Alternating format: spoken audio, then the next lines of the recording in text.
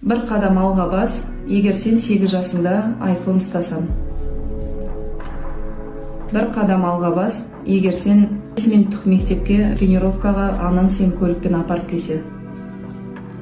Bir qadam alға бас, егер сен 8 жасыңа дейін жаңа велосипед айдасаң. Bir qadam alға бас, егер сен 8 жасыңа дейін түрлі фастфудтар жесең. Bir qadam alға бас, егер сен 8 жасқа дейін түрлі аттракциондар мен кинотеатрларда болсаң.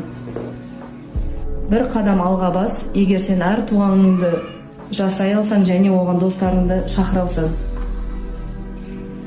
Bir qadam alға бас, егер сен балалық шағыңда жұмыс істеп, әке-шешеңе көмектесу үшін ақша тапсаң.